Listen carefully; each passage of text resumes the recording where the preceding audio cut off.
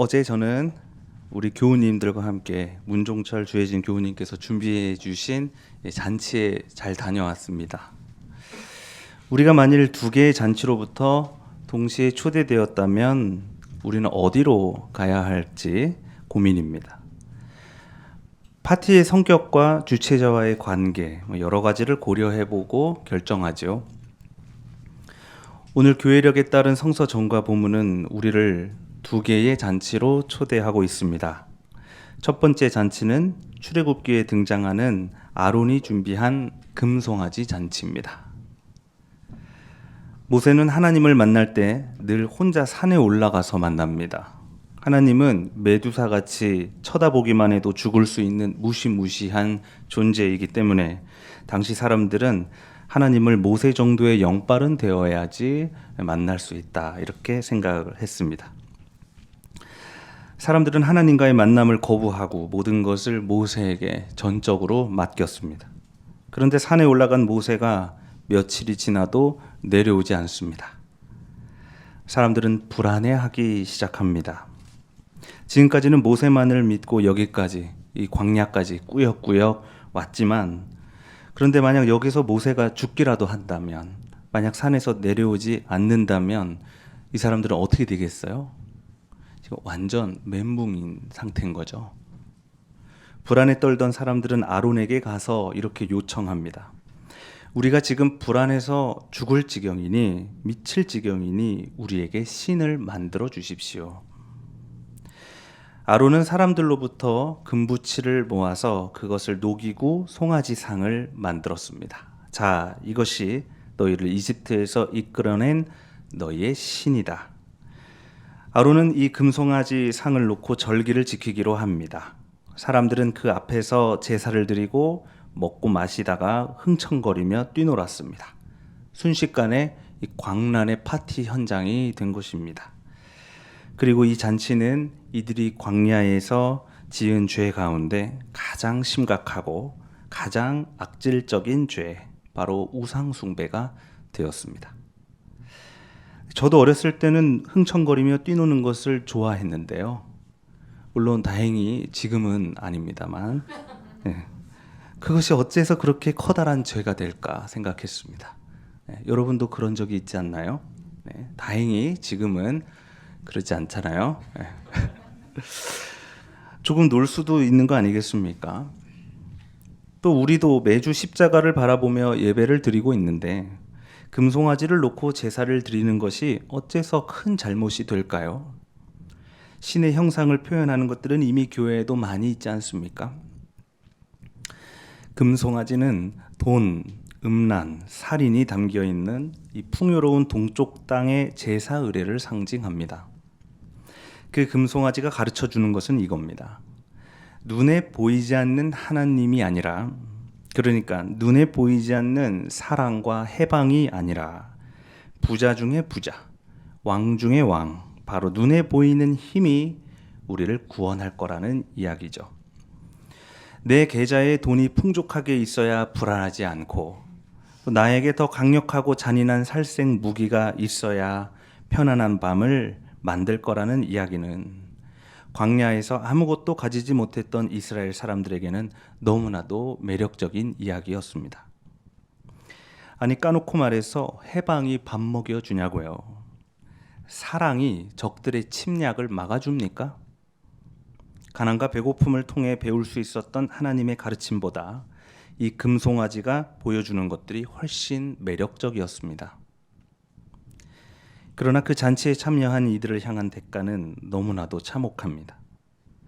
이 세계는 지금까지도 전쟁이 멈춘 적이 없습니다. 이스라엘과 팔레스타인이 전쟁을 합니다. 러시아와 우크라이나가 전쟁합니다. 미국, 일본, 러시아, 중국이 한반도에서 으르렁대고 있습니다. 그들이 누르는 미사일 발사 버튼 하나에 무고한 사람들의 희생이 넘쳐납니다. 또 고작 돈 몇 푼 때문에 사람을 내몰고 사람을 가두고 사람을 죽이기까지 합니다. 풍족한 세상, 강력한 국가 안보, 이런 것들이 수많은 생명을 지켜줄 거라고 생각했지만 결국에 보십시오. 더 많이 빼앗았고 더 많이 죽였습니다. 오늘 복음서는 우리를 두 번째 잔치로 초대합니다. 두 번째 잔치는 하늘나라 잔치입니다. 하늘나라는 자기 아들의 혼인잔치를 베푼 어떤 임금에게 비길 수 있다. 예수가 들려주는 하늘나라 비유 이야기입니다. 임금이 잔치를 성대하게 준비하고 종들을 보내서 사람들을 초대했습니다. 그러나 사람들은 어째서인지 그 초대에 응하지 않았어요. 물론 그들에게는 가지 않을 자유가 있으니까 거절할 수도 있습니다. 그런데 보통 임금이 초대한 잔치라면 가고 싶지 않아도 보통 가지 않나요? 임금이 얼마나 힘이 없었으면 거절당했을까요? 혹시 이 초대자가 임금이라는 사실을 몰랐던 것은 아닐까요?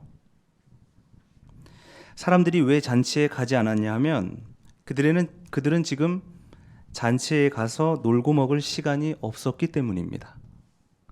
어떤 이는 자기 밭으로 일하러 갔고 또 어떤 이는 장사하러 갔습니다. 장사 하루 쉬면 손해가 얼마인지 아세요? 그 잔치 주최자가 이 손해를 책임져 준답니까? 심지어 어떤 이들은 청첩장을 들고 방문한 임금의 종들을 모욕하고 죽이기까지 했습니다. 얼마나 잔치에 가고 싶지 않았으면 초대자를 그렇게 하겠어요. 여기서 임금은 하나님이고 종들은 예언자입니다. 이 땅에 하나님의 말씀을 전했던 수많은 예언자들이요. 예언자들은 끊임없이 사람들을 하늘나라로 초대했지만 이미 아론의 잔치에서 이 금송아지에 잔뜩 취해 있었던 세상 사람들은 철없는 소리 하지 말라면서 그 예언자들을 모욕하고 죽이기까지 했습니다. 심지어 하나님의 아들 예수를 십자가에 매달아 죽이지 않았습니까? 이 이야기에서 노한 임금은 이제 가만히 있지 않습니다. 자기 종들을 죽인 이 살인자들을 잡아서 다 죽이고 그들의 도시를 불살랐습니다. 잔치는 그렇게 비극으로 끝날 것 같았지만 그렇다고 해서 취소되지는 않았습니다. 초대는 끝나지 않습니다. 이제부터는 임금의 지인들이 아니라 임금이랑 가까운 사람들이 아니라 그러니까 아무나 만나는 대로 잔치에 데려왔습니다. 덕분에 혼인잔치는 사람들로 가득 차게 되었습니다. 그런데 임금은 거기서 혼인 예복을 입지 않은 사람 한 명을 발견합니다. 임금은 그것이 괘씸했는지 그 사람의 손발을 묶어서 어두운 바깥으로 내던져 버렸습니다. 예수께서 말씀하십니다. 부름받은 사람은 많으나 뽑힌 사람은 적다. 이 비유 이야기는 예수께서 대제사장과 바리새인들에게 들려주는 이야기입니다. 당신들은 하늘나라 잔치에 초대되었으나 그 초대를 거부한 사람들이라는 이야기죠.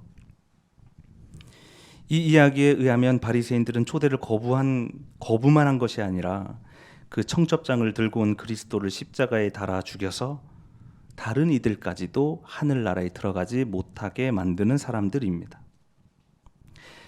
그들은 나름 종교 지도자들이니까 스스로 하나님이 자신들을 더 챙겨줄 거라고 생각했을 겁니다. 어느 잔치에 가더라도 VIP 대접을 받았으니까 하늘나라 잔치에 가더라도 VIP 대접을 받을 거라고 생각했겠죠. 그리고 실제로 그들은 온갖 잔치에 초대되어서 많은 파티 현장을 갔을 겁니다. 왜요? 사회에서 굉장히 중요한 사람들이잖아요. 중요한 사람들은 파티에 자주 갑니다. 그런데 그들은 정작 하나의 잔치에는 가지 않았습니다. 그것은 바로 세례 요한의 잔치입니다. 사실 오늘 이 22장에 나온 예수와 바리새인 사이의 논쟁은 세례 요한이 예언자인지 아닌지에 대한 이야기로 시작합니다. 21장에서는 그 이야기로 시비가 시작됩니다. 세례 요한은 모든 이들에게 세례를 베풀면서 하나님의 사람으로 새롭게 살아갈 기회를 열어놓은 사람입니다. 그런데 대제사장과 바리새인들은 그 요한에게 가지 않았습니다. 요한의 말이 그럴싸했지만 여기서 만일 그들이 요한에게 간다면 대제사장으로서의 권위와 위신이 떨어지지 않겠습니까? 그러니까 가지 않았던 것이죠. 그런데 세리들과 성매매 여성들, 그리고 가난한 사람들과 장애인들은 그 세례 요한의 잔치에 갔습니다. 심지어 예수께서도 요한이 열어놓은 이 잔치에 가셔서 세례를 받으셨습니다. 하나님의 초대는 이제 대제사장과 같이 높은 사람들이 아니라 출신과 직업과 재산, 성별, 계급, 성적 지향, 장애 여부를 넘어서 모든 이들에게 열려 있게 되었습니다. 단 그렇다고 해서 아무나 들어갈 수 있는 것은 아닙니다. 예복을 입은 사람만이 잔치에 들어갈 수 있습니다. 이 부분을 읽으면서 아니 아무나 초대해 놓고서 예복을 입지 않은 사람을 쫓아내는 장면은 조금 너무하다는 생각이 듭니다. 자기가 아무나 오라고 초대해 놓고서. 그러나 당시 예복은 자기가 준비해서 입고 오기도 하지만 잔치를 주최한 사람이 직접 준비해 주기도 합니다. 그러니까 그 사람은 임금이 준비한 예복을 거절한 사람이라는 얘기죠. 하늘나라 잔치에는 하나님께서 친히 준비하신 예복, 이 하나님의 은혜를 받아들이고 그것을 입은 자만이 들어갈 수 있습니다. 하늘나라는 아무나 들어갈 수 있지만 아무렇게나 사는 곳은 아닙니다. 남을 혐오하거나 차별해서는 안 되고 그 어떤 폭력이나 간음, 살인을 용인해서도 안 됩니다. 요한의 세례 또한 아무나 받을 수 있었지만 거기서 모든 이들이 세례를 받고 새 사람이 된 것은 아니었습니다. 부름받은 사람은 많으나 뽑힌 사람은 적습니다. 이스라엘 사람들이 불안한 마음 때문에 금송아지를 만들었잖아요. 그러나 금송아지는 결국 그들의 불안과 염려를 해결해 주지는 못했습니다. 오히려 이 돈과 힘에 대한 우상 숭배는 그들을 타락으로 이끌었죠.